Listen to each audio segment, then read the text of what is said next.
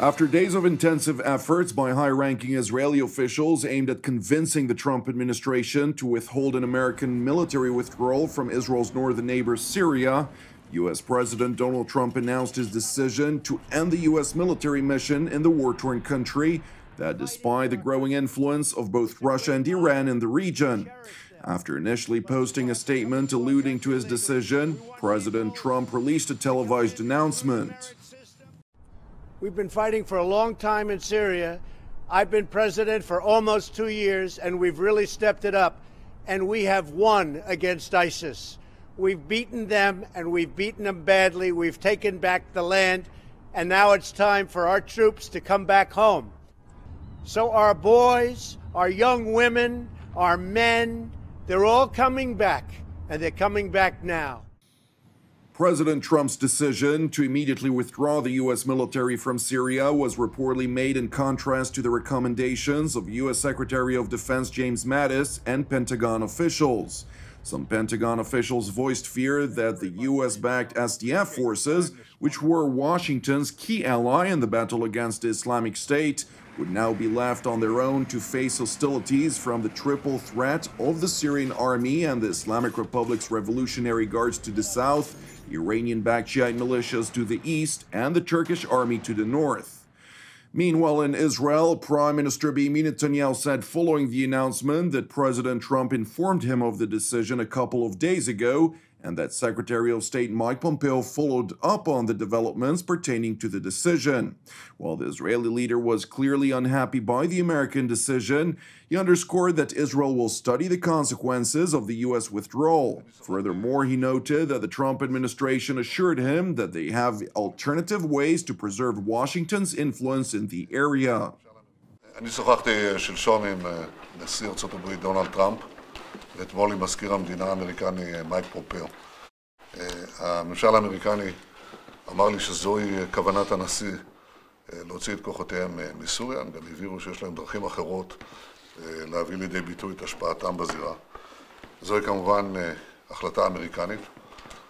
אנחנו נלמד קודם כל את לוחות הזמנים שלה ואת צורת ההפעלה שלה, וכמובן את ההשלכות לגבינו. בכל מקרה אנחנו נדאג לשמור על ביטחון ישראל ולהגן על עצמנו מהזירה הזאת. While Prime Minister Netanyahu was cautious not to criticize President Trump's decision, many Israeli officials did not hold back and warned that the American withdrawal from Syria pertains to a milestone event that threatens to change the regional balance of power and to create a new reality on the ground that is not necessarily good for Israel. Among others, Israeli Construction Minister Yoav Gallant, who formerly served as an IDF general, emphasized that the American move will force Israel to make an increased effort to block the Shiite storm in the Middle East. Another vocal critic of the move is former Prime Minister, Defense Minister, and IDF Chief of Staff Ehud Barak, who was quoted as saying, "Trump is abandoning Syria and the Iranians are celebrating. Trump does not work for Netanyahu and neither does Putin. It is all deception. Only Israel is responsible for its future and its fate." Now to another matter. A special Russian delegation arrived in Israel yesterday as part of efforts by Jerusalem and Moscow to bolster the coordinated mechanism between their two respective militaries in Syria. The Russian delegation's visit, which is kept relatively quiet thus far, is viewed by Israel as highly important as it symbolizes the Kremlin's intention to alleviate the crisis that emerged after the Russian Il-20 reconnaissance aircraft was shot down in Syria some 3 months ago amid an Israeli aerial assault against Iranian targets. According to Israeli officials, over the past few days, Moscow had attempted to normalize relations with Israel by expressing its disapproval of the Hezbollah-dug tunnels to the Lebanese government, demanding it prevent further violations of UN Security Council Resolution 1701 and deal with the tunnels as soon as possible to avoid an escalation. Meanwhile, the United Nations Security Council held an emergency meeting during which the world body's Undersecretary General for Peacekeeping Operations told the member states that the subterranean cross-border passageways from Lebanon to Israel constitute a serious violation of Resolution 1701. The tunnels are between 29 and 46 meters below ground, difficult to detect and in close proximity to areas sensitive to both parties. While the tunnels do not appear thus far to have exit points on the Israeli side, they are a serious violation of Resolution 1701. Mr. President, this is a matter of serious concern. The United Nations, including this headquarters, has requested the Lebanese authorities to ensure urgent follow-up actions in accordance with the responsibilities of the government of Lebanon pursuant to Resolution 1701.